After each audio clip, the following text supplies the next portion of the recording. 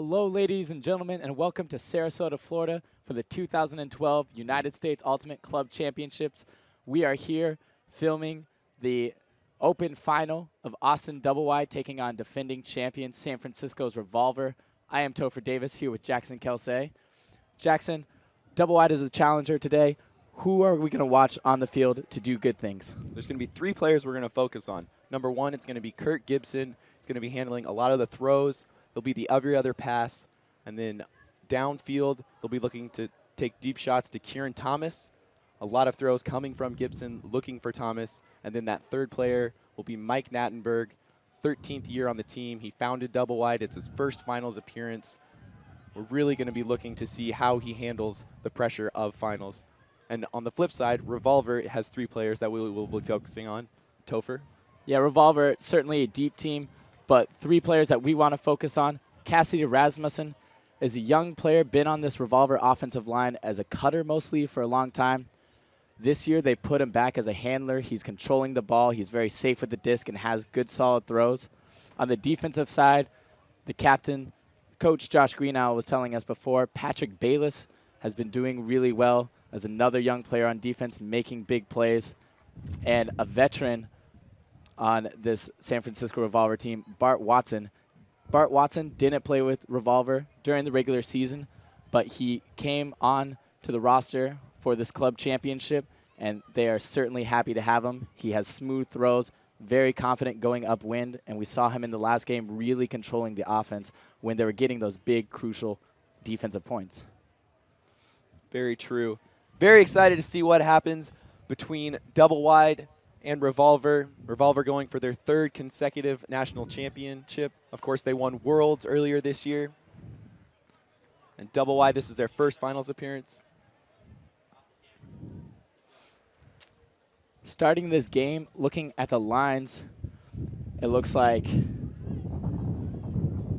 Revolver will be starting on defense, Double-Wide on offense. We've been saying it all weekend. We have a very windy conditions here at the fields in Sarasota. I actually think that's Revolver starting on offense. Double-Wide will be starting on D. You have the offensive line of Josh Wiseman, Ashlyn Joy, Hester, Bo Kittredge, Robbie Cahill, Cassidy Rasmussen, and Mark Schlag. The other side of the field, we have Double-Wide. That's Kurt Gibson, Tim Garrett, Jake Anderson, Kevin Richardson, Dalton Smith, Steve Walsh, and Rory Orloff. Talking with Kyle Van Auken before the game, having Jake Anderson here. He was unable last year to compete against Double-Wide or against Revolver. He was at a wedding. He's a very big, athletic player, can go up against Bo Kittredge, who's been a long time one of the best receivers in the game, very fast.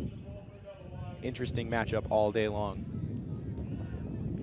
Also, this wind, it seems to have changed directions from the first half of the tournament. It was going from right to left across the field. Now it's going left to right, but still downwind.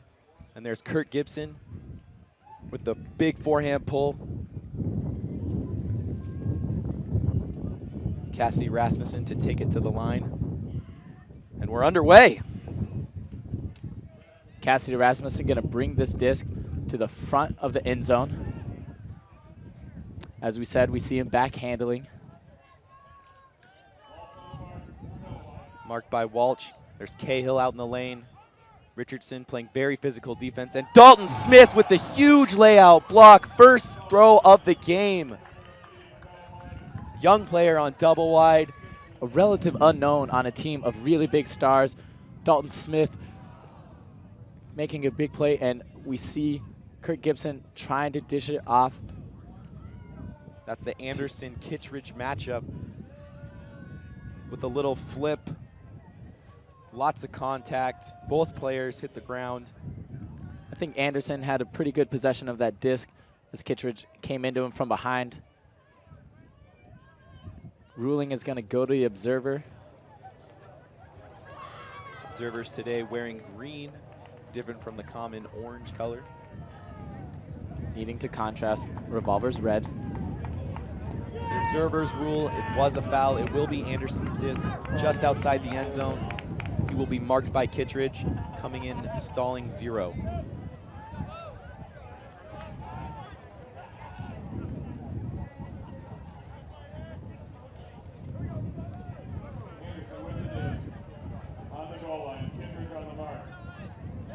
Just gets tapped in. Anderson dishes it off to Garrett, and Garrett jumps in the end zone. Double wide starts off with this game with a break. Downwind break, big momentum swing, much different from yesterday. Of course, earlier on Next Gen Network, we saw Revolver completely dismantle this double wide team. They took half 8-2, went on to win 15-3. Of course, double wide, saving a lot of their stars. Yeah, and what a D by Dalton Smith. As I said, where'd that guy come from? Double wide, a team full of really big names, and Dalton Smith, relatively unknown. We've seen him on the D-line before, and Revolver, I'm sure, wasn't expecting that player to make the game-changing play. We'll see how this plays out for the rest of the game. And that's a D on Josh Wiseman. Josh Iceman Wiseman, cutter from Stanford, very, very fast. I'm sure that will calm any nerves that Dalton Smith was feeling. Yeah, and at the beginning of the game, we were talking to double wide's coaches, Kyle Van Auken, asking him, you know, what's the difference between this game and the last time you played them? They said simply the first 3 points. If we're able to do well, get the big important break on that first upwind like they had against Ironside, they feel confident that they can stick with Revolver throughout the rest of the game. Cahill to Joy. Joy's first year on the O-line, been playing a lot of D-line. There's Jordan Jeffries catching it in the lane. Jeffries to the Iceman Wiseman. Now Cahill with it, marked by Loscorn. There's Joy in the lane. Cahill back to Rasmussen. Across the field to Jeffries. Jeffries putting the back in. There's Max Cook with a big layout D. Two double great wide. Ds from double wide at the beginning of the game. They are coming out here and they're just taking the disc away from Revolver. Now Kirk Gibson in possession. He's the guy we want to watch out for. Will probably be in every other going upwind. Nice grab there from Richardson. Here's Gibson with it, having a lot of throws for double wide. Now Garrett marked by Cahill, and Garrett puts the forehand out. Forehand dives Revolver, getting a chance to convert this offensive point.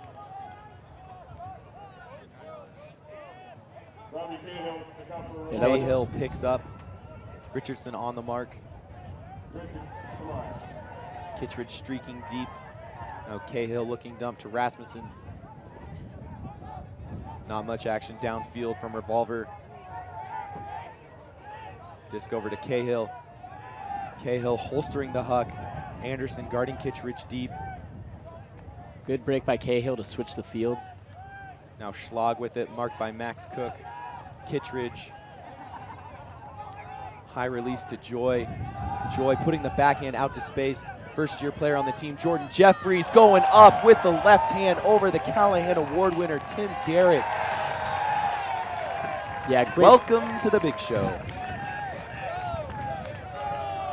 Great play by Jordan Jeffries, and one thing I'm already liking about this game is we're seeing a lot of young stars making big plays for both teams. Jordan Jeffries, as we had mentioned, in his first year on Revolver, and goes up big over a veteran player, Tim Garrett. Tim Garrett, first year on double wide, but he's been in this championship game with Sockeye many times. And that type of big play from the bottom of your roster is gonna be a huge difference maker in the game.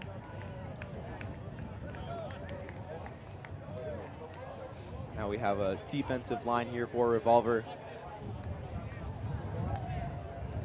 It's Captain Yo, Casino, Sherwood, Canner, Watson, Taylor, Martin Cochran. First look at double wide's offensive line.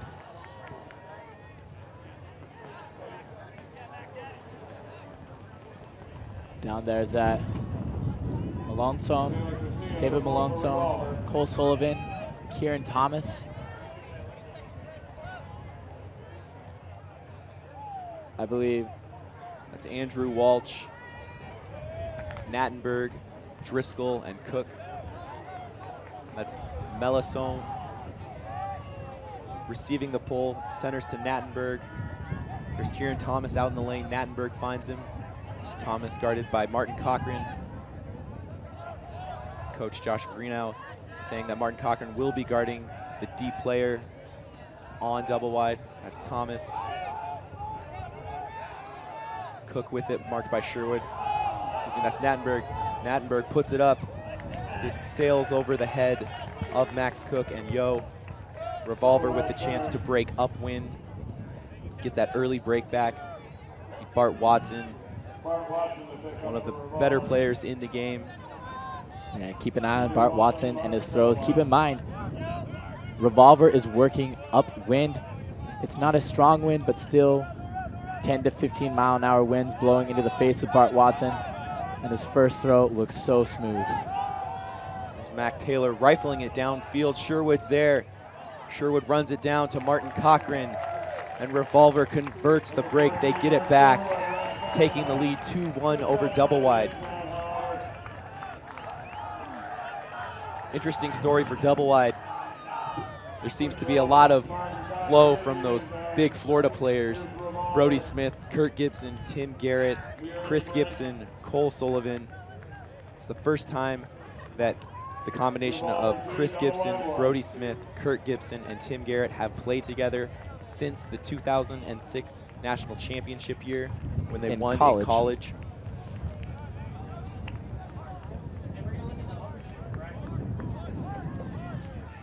Going to take a look here at the open division bracket.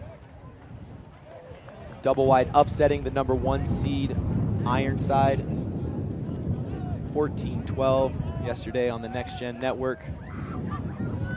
And then Revolver handling Ring of Fire. Revolver so hard to beat at bracket play. When the game's on the line, Revolver always seems to step it up at nationals. Definitely the team to beat here today.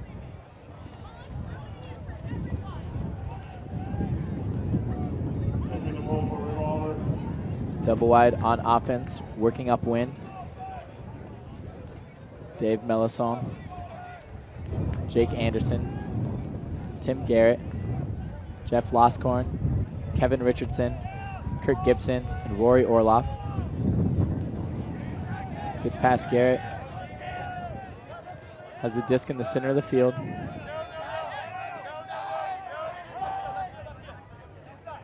It's Garrett to Anderson, marked by Nick Chapman. Nick Chapman, speedy defender out of University Santa Cruz. Now Melisone with it, marked by Levy. Gibson with it. There's a foul called or pick called downfield. Adam Simon and Jake Anderson had a collision. Simon guarding Garrett. Sherwood taps it into Gibson. Gibson finds Garrett. Garrett marked by Simon. Garrett throws the flick to Kurt Gibson. Overthrows Gibson. Revolver's disc looking for a chance to break. Kevin Richardson getting up big. Neither player touches it. It sails over both their heads. Double wide maintains possession. Melisone, Orloff, Garrett,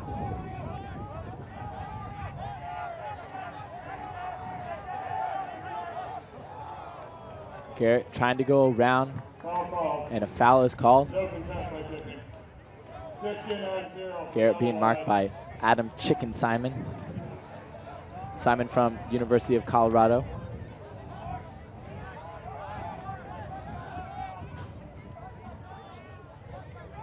Richardson with it.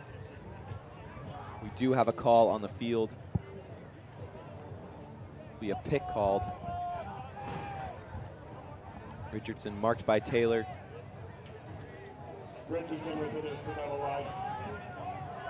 Richardson breaks around to Jeff Loscorn, co-captain of the team with Mike Nattenberg. Observers signal goal.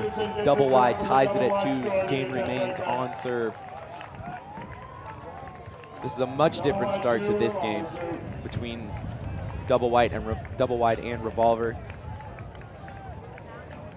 2 days ago in Power Pool, double wide went down 5-0 to start the game. Nattenberg dropped the opening pull. Here, double wide getting the first point of the game on a break. Dalton Smith stepping up. There's Dalton Smith on the line again. Much different feel to this game. Yeah, and double wide, that point, working it very patiently, upwind on offense, getting that upwind score, gets their defense on the line, makes the Revolver offense play a very tough point. O-line here for Revolver. That's Wiseman, Anderson, Rasmussen, Joy, Cahill, Schlag, and Kittredge. Outside in, rolling pull from Garrett, rolls out right at the cone. Cahill to pick up. Schlag will be picking it up, marked by Garrett. Gets it off the line quickly to Cahill. Richardson with the backhand mark. Now to Joy. Joy marked by Gibson.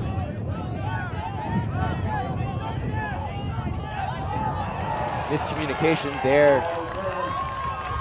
Schlag stops his cut, decides to change direction. Joy had committed to the throw, now double wide with an opportunity to get a downwind break. High release backhand from Kurt Gibson to Kevin Richardson, and double wide, second break of the game, both of them coming downwind. Double wide takes the lead, 3-2 on the 2-time defending national champions. Yeah, and that was the first time we see Revolver's offense just make a mistake. Double wide's defense has been playing really well so far in the first couple points. That time, it might be what we call a pressure D, where everyone was clamped down on the receivers, and Revolver just having a tough time finding the open man, and an unfortunate mistake as they turn it over in their own end zone. Gives double wide an easy opportunity to score in one pass. D-line here for double wide. We have Kevin Richardson, Kurt Gibson, Brody Smith, Chris Gibson, Cole Sullivan. It's Ryan Bigley and Tim Garrett. Those 4 Florida players together again, all on the defensive line. I wouldn't be surprised to see a zone coming from double wide. Gibson has been playing very sparingly for double wide. One of the most well-known players in the game of Ultimate. Of course, he had a knee surgery earlier this year and hasn't been playing with double wide during the regular season. Schlag with it. They are in zone. Cahill, the middle of the field, 10 yards outside the end zone. Schlag with it, up to the brick. Back to Cahill. Cahill, scooper over the top. Devin Anderson comes down with it. Anderson back to Cahill. Now centers to Schlag. Schlag across the field to Joy. Joy marked by Richardson. The big cup by double wide. All players above 6 feet tall. 6'2". There's Cahill faking the hammer. Brody Smith playing deep for double wide. Scoober over the top to Anderson. Cahill with it. Cahill hammers to Kittredge. Kittredge goes down on his knees to get that goal. Revolver ties it at 3s. Great offensive movement. Lots and lots of patience there. They were able to get through the cup. The cup never really locked them down. The stall count never got above 5. Yeah. Revolver looking good, and a lot of that due to great movement from Robbie Cahill.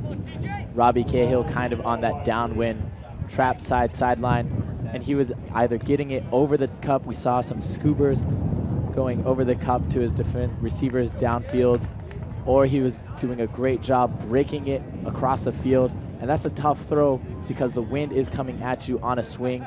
Already when we saw Revolver with the disc on defense, they were just going for a standard wide open swing, and the disc popped up, goes over Mac Taylor's head.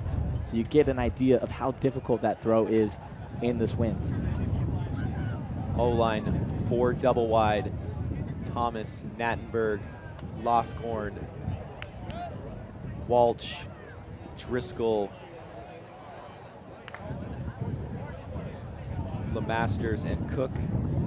D-line for Revolver, it's Cochran, Simon, Watson, Sherwood, Canner, Taylor, and James.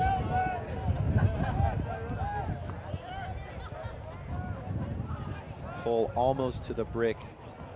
Loscorn picks up. There goes Kieran Thomas streaking deep. Disc is out there. It's not going to come back. Revolver with an opportunity to get a break and take the lead in this game. Adam Simon to pick up. Adam Simon used to play for Johnny Bravo. Played his college days at Boulder, Colorado. High school at Paideia. Now Watson with it, marked by Loscorn. Watson back into Cochran. LeMasters almost the D. Cochran to Taylor. Taylor with a laser overthrow Sherwood. We have 2 overthrown Hucks this game. The wind definitely a factor. These throwers, best throwers in the world. You can see it's still difficult to put the disc where you want it in a 15-mile-an-hour wind. Now Loscorn brings it to the line, marked by Watson.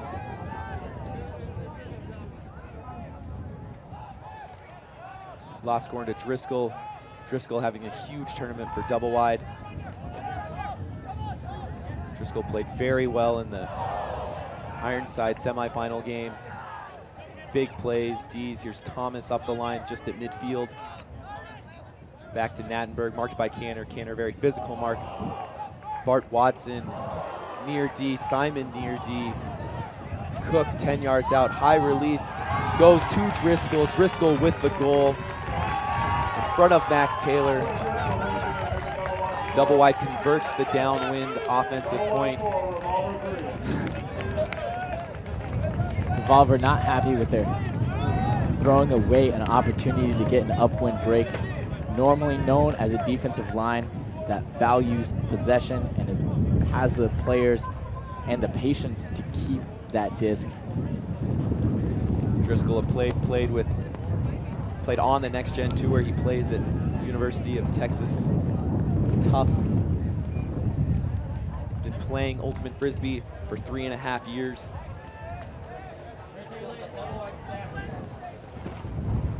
Taking a look at the stat leaders for double wide.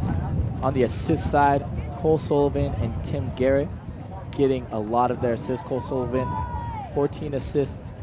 He's a first-year player and really does a good job being that similar handler in their vertical stack offense. For their goals, Kieran Thomas, as we mentioned, is downfield a lot, makes a lot of big plays. And Max Cook, someone you might not expect to get a lot of those goals, but he's a speedy receiver and knows when to get open. Not a very tall player, but very high intelligence of field awareness. Now double wide on D. Schlag to Cahill. Cahill in the middle of the field. Wind starting to pick up here. Rasmussen marked by Orloff. Rasmussen across the field to Schlag. Gibson D's it as it sails over Schlag's, that's Joy's head.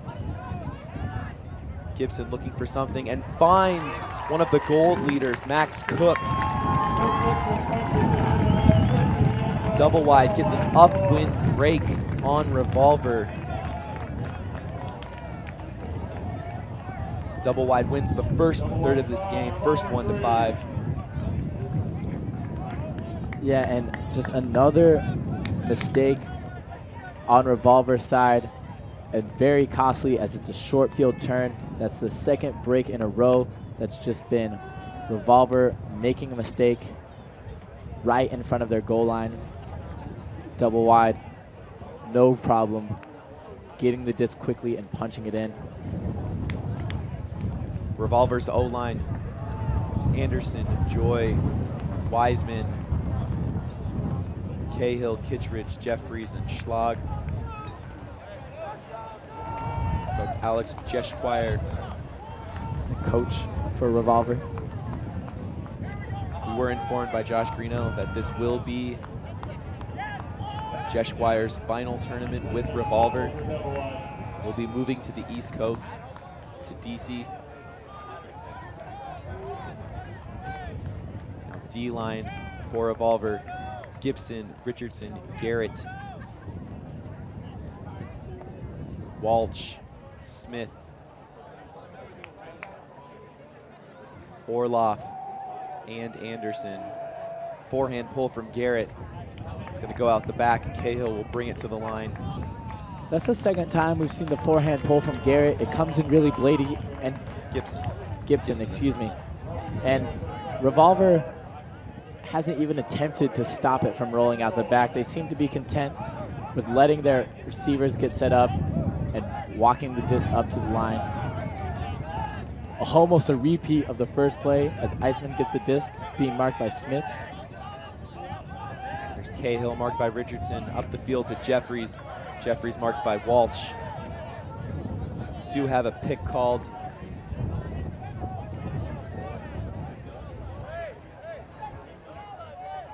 Will be coming in stalling one. There's Jeffries with it, player out of Stanford. Now Cahill, also from Stanford. Cahill up the line to Schlag, also out of Stanford, back to Cahill. Richardson gets his hand or his foot on it, just goes up. Devin Anderson comes down with it in a pack of people. Then Jeffries jumps into the end zone. That's his second goal of the game. First-year player making things happen. It looked like Richardson on that D might have kicked Cahill's hand. I believe Cahill called foul. Be interested to see if that has any bearing on Cahill's throws. Later in the game? Later in the game. Yeah, and still, with the tip, that was a very impressive throw by Cahill. We'll get another look at it, see if Anderson, or Richardson, excuse me, gets a tip.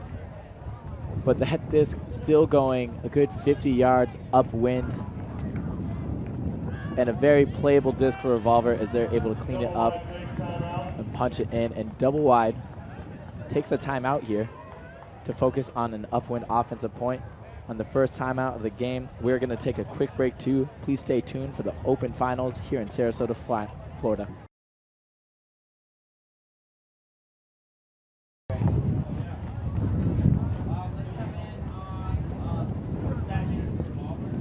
Stylers for Revolver. Yeah, can we see it? Sure. Of course, Watson. Watson and Cahill, Kittredge and Anderson.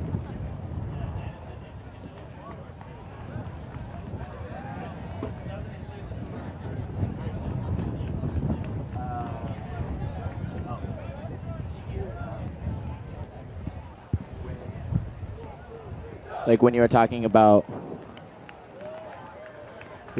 Will, sometime when the play was happening. You guys sounded great this morning. Thank you. Awesome. You guys are doing great. Tell Fresh, it looks great online. Thank you. Like when the play's going, like let's just talk about the play and on stuff like that, let's use it to fill in dead space or something. So just when you have information like that, save it for a dead space.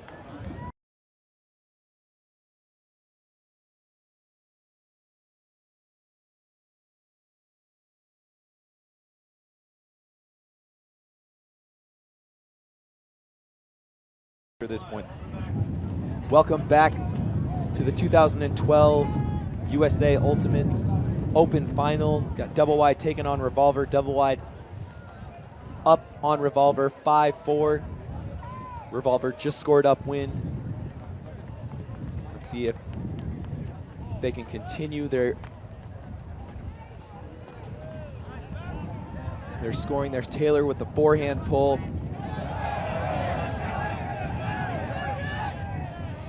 Interesting play there as the blade pull gets past Cook. He touches it. Because he touched it, it rolled out of bounds, so he had to take it at the line. There was a player back there, a double wide player who stopped the roll and put it right on the line. Now Melisone with it to Gibson. Sherwood on him. There's Driscoll. Ooh. No foul Big call. collision between two big players. That's Driscoll and Kittredge. Now Melisone to Driscoll. Melisone putting it to Kieran Jeez. Thomas picks it up.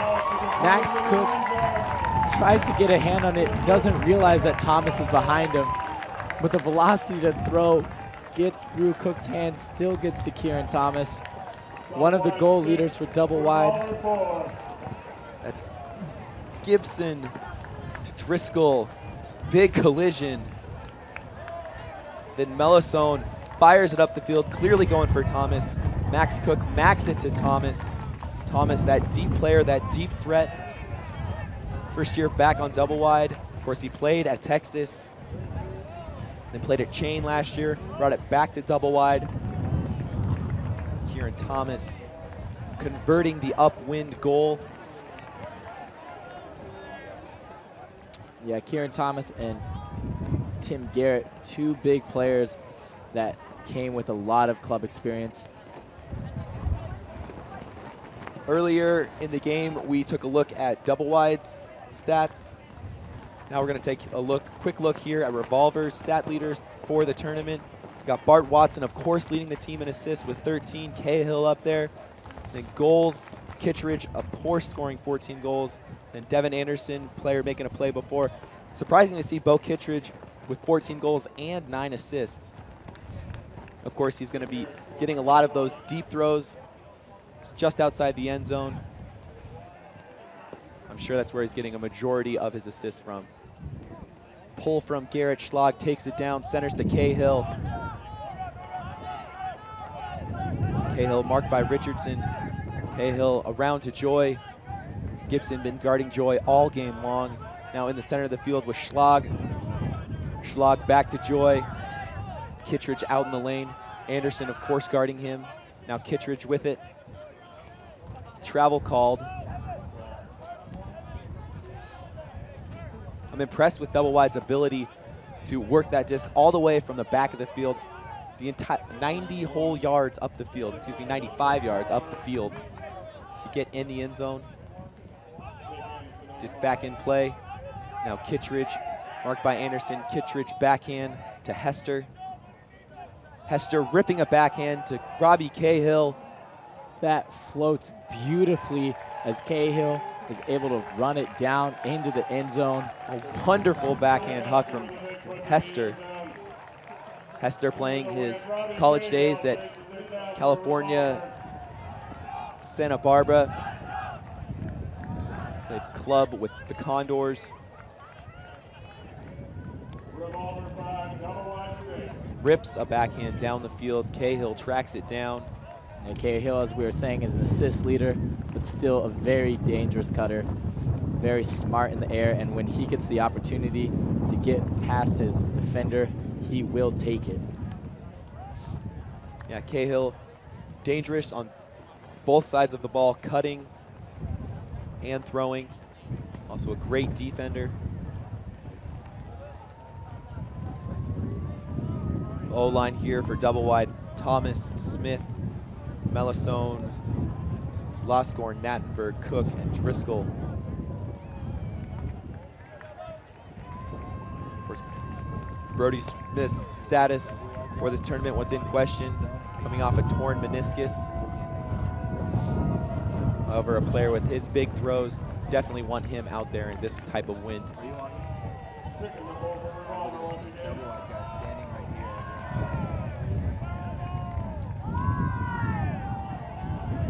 Adam Simon with a flick blading pull. And again, double wide tips it. They have to take it all the way back in their end zone. Sam Canner almost gets a piece of that. Cook with it. Loscorn on the sideline. Loscorn marked by Wynn. Wynn all over the place on the mark. Dumps to Nattenberg. Nattenberg marked by Canner. Nattenberg inside break to Smith. Smith unleashing a forehand to Loscorn. And Russell Wynn, very dynamic player, makes highlight play after highlight play. There going up against Captain Jeff Loscorn. Yeah, Russell Wynn from the University of Santa Cruz, a big player on this D-line. At the Worlds Tournament in Japan earlier this year, we saw him make a lot of big plays. He's explosive. He puts his body on the line. And that time, a huge opportunity for Revolver to get a break here. Revolver working with their handlers. That's Simon over to Canner. Canner backhand to Taylor. Taylor marked by Driscoll. And Taylor putting a flick out there to space. Sails over the head of Levy. Double wide. Having to go 70 yards up the field to convert this offensive point. Melisone marked by Levy. Levy last year making an enormous play on the first point of the game. A layout hand block on Matt Rebels. Very dangerous marker. Low release backhand. Nattenberg with it. Nattenberg fakes the backhand now to Thomas. Thomas inside to Melisone. And there's John Levy with the big hand block. Gets broken earlier in the point. However, there gets the hand out. Great premonition, Jackson. Just talking about Levy's big hand block last year, and we see him a few throws later get a big pot out there, and Revolver is going to take the timeout with a chance to break double wide and tie this game back at 6s. For their timeout, we're going to take a timeout too. We will be back here for the conclusion of the first half of the men's open final.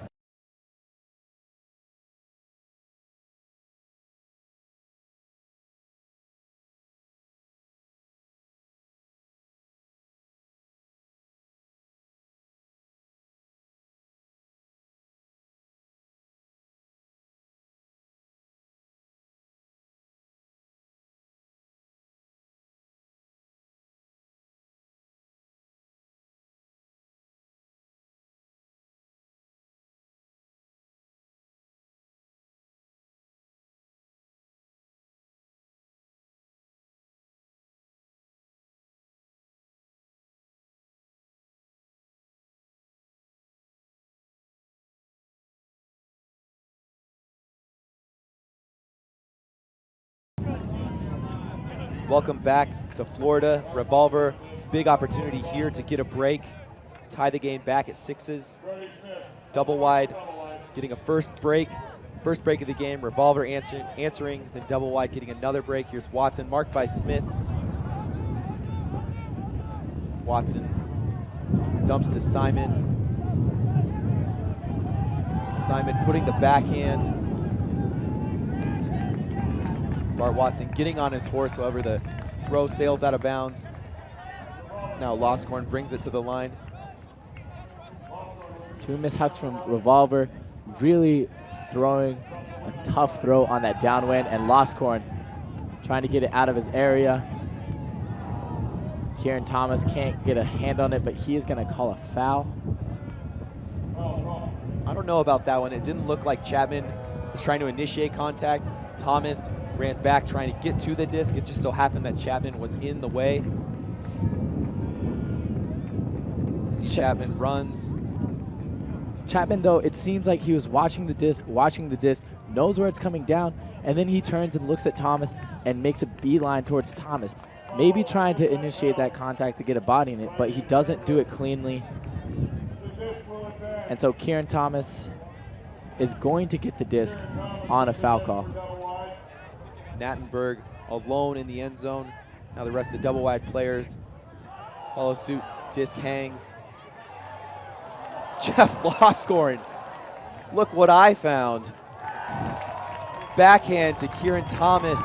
Kieran Thomas scoring his second goal of the game. Double wide converting a very big point upwind. Revolver with an opportunity to get a break and tie it at 6s. Yeah, you can see that the Revolver defensive line is not happy with what just happened. They had 2 chances to get a break downwind. Almost looked like Wynn caught it first. Anyways, Loscorn came down with it, finds Thomas. On that turn or that huck from Simon, I wonder if the stall count was getting a little high. He's forced to jack it down the field. There really was not a whole lot going on down there. He overthrew Bart Watson by a good 15 yards.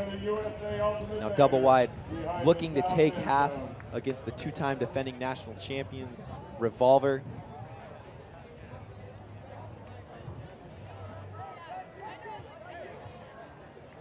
D-line here for double wide. Walsh, Richardson, Kurt Gibson, Tim Garrett, Jake Anderson, Dalton Smith, and Rory Orloff. Kurt Gibson set the pull. Gonna be a flick pull. And again, we see Revolver let it roll. I had mentioned earlier, I was a bit confused why Revolver was letting it roll, and then in the next few points, double wide was trying to stop it, and they tipped it, and it went out the back. So Revolver opting to let the defense get position to get those free 20 yards instead of risking losing space on the field.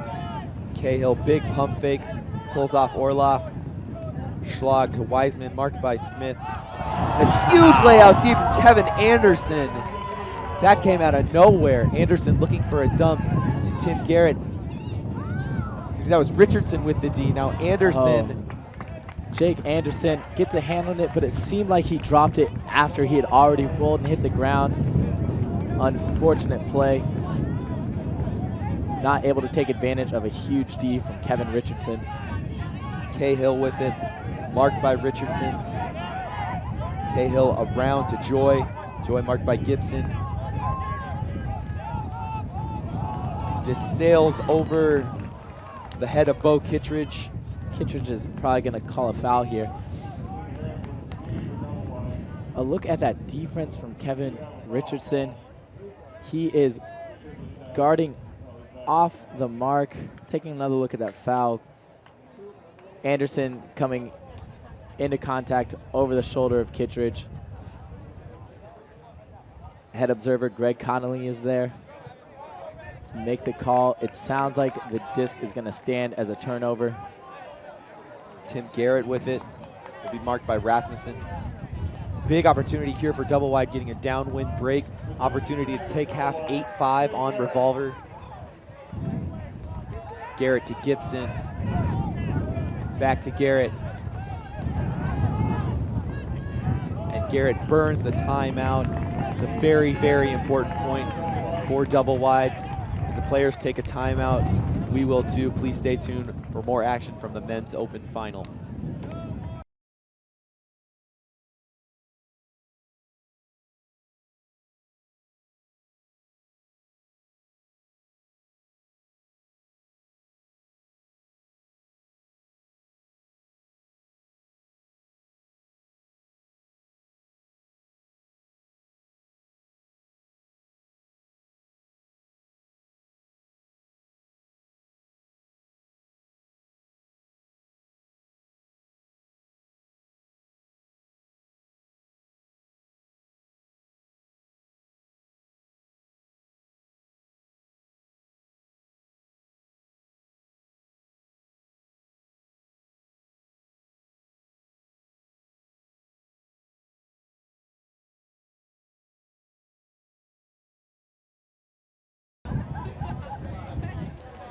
Welcome back to Sarasota, Florida. Double wide in possession of the disc here in the men's open final of the 2012 United States Ultimate Club Championship. Double wide on their second opportunity to score here, to break downwind, to go into half. Garrett goes around to Kevin Richardson, but there seems to be Cahill is making some sort of call.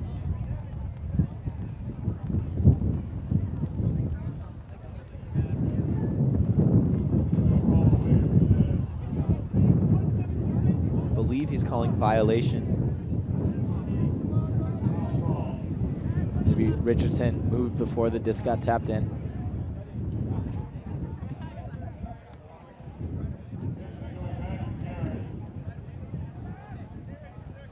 Stall count coming in on 5. Double wide in a diagonal stack, stretching back towards the back corner of the end zone, creating space for Richardson. He throws to that space. Richardson has it 5 yards outside of the end zone. Low throw to Gibson, and Joy reaches in and knocks it away. Cahill with the disc. Cahill throwing the backhand to Bo Kittredge. Disc turns over. It will be double wide's disc. Double wide with another opportunity to get a break for half. Cahill taking that shot, not a 100% throw, but they don't want to risk another short field turn. They've already had 2. They want to see if their defense can stand against this double wide offense. Gibson going deep to Anderson, and Robbie Cahill. As we said before, dangerous on offense, also dangerous on defense. He's been a focal point of this Revolver team, been a captain as long as they've been around. Cahill making chase, swats that one away from Richardson. Revolver's disc again. Schlag picks up, marked by Orloff. Cahill moving in the backfield. Disc pops up, and Cahill comes down with it, almost a Callahan by Richardson. Cahill marked by Gibson, and Cahill forced to put it deep. Another jump ball. Everyone's there. That's Bo Kittredge doing what he does, coming down with 50-50 balls. Revolver's going to keep possession. And Josh Wiseman gets hit in the back, knocked down. Wiseman, one of the shortest in the pack. A stall was called. Head observer Greg Conley observing no stall. The disc did get out of his hand, so it will stay downfield with Kittredge. Kittredge marked by Anderson. Revolver catching a huge break there, nearly throwing the Callahan, nearly getting stalled out in the end zone. We have a call here. Double wide, really tightening it down on defense, shutting down almost all of Revolver's offensive looks.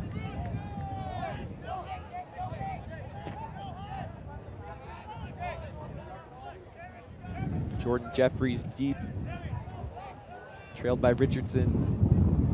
Schlag also open on the wide side. Kittredge goes to Schlag. Schlag to Jeffries, marked by Richardson. Kevin Richardson sticks his hand out, gets a piece of the D. Jeffries calling foul. Players discussing. Jeffries probably arguing that the disc was still in his hand when it got tipped away.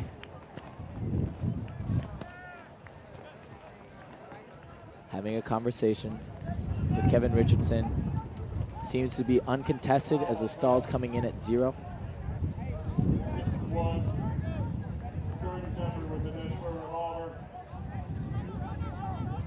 Back to Schlag. Up the field to Kittredge. Kittredge low, backhand to Cahill. Cahill marked by Gibson. Cahill fakes the backhand.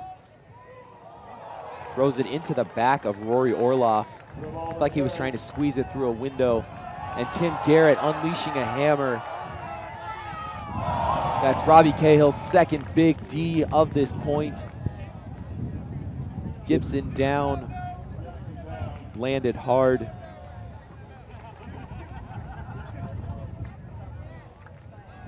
Just lands on his backside. Gibson needing a minute to catch his breath. He will remain in the game. Yeah, Robbie Cahill doing a great job keeping his team alive. captain of the team, you got to step up, especially at nationals. Cahill to Schlag. Schlag up line. We have a pick downfield.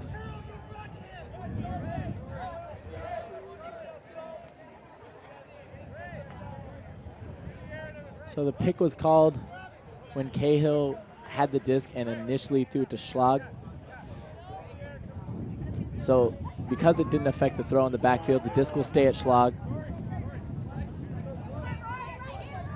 But you only get one continuation throw. Schlag marked by Orloff. Cahill rips it downfield. Kittredge is there.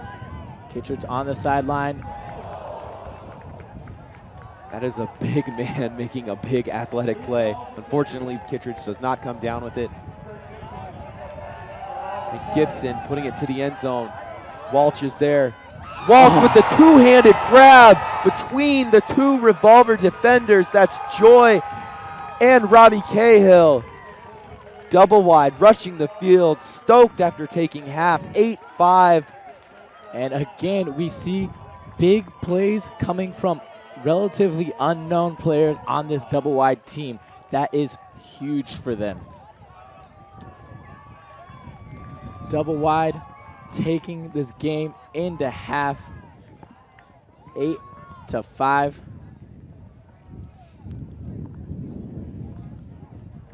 Don't forget, for the second half of this game, you'll need to switch streams. And stay tuned, as we are going to have an interview with the head of the United States Ultimate, Dr. Tom Crawford. Please stay tuned in to catch that. United States Ultimate, Dr. Tom Crawford. Please stay tuned in to catch that.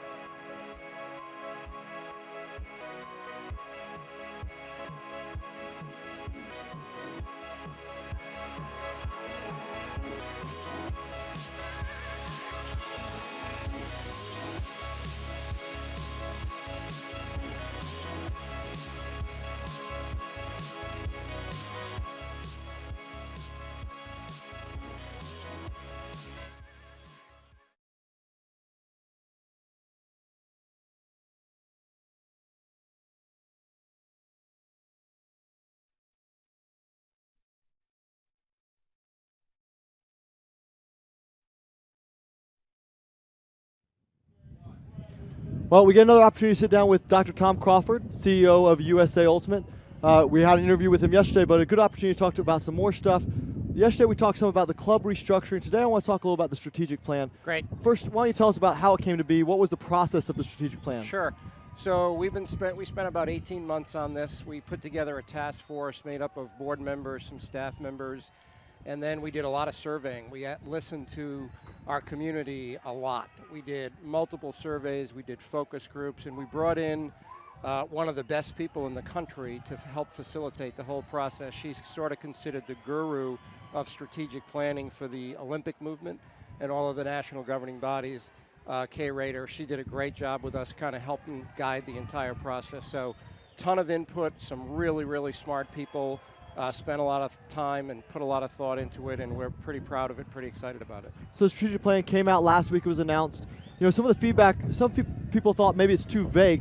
How do the strategic plan help? How does that guide the organization over the next 5 years? Thanks. It's really important because the whole key with organization like ours is resource allocation, right? We have a limited pot of resources, and trying to figure out what our priorities should be, what the members want. How do we follow our mission, advancing the sport of ultimate in the United States? And so a strategic plan is really important because it guides all of those decisions, both from the board level and the staff level. And it is by design, a strategic plan is pretty broad stuff. So we put out our goals and the strategies, and I think most people would be pretty bored with the planning that then goes on. It's very detailed planning that goes on underneath that. So we have the club restructuring kind of falling under that big strategic plan. What are the other big initiatives for USA Ultimate? One of the big ones is exposure. So what we want to try to do is make sure, as I always joke around, that Tom Crawford's go away. 3 years ago, no idea that the sport existed like this. I'm a huge sports fan. It's been my entire professional career.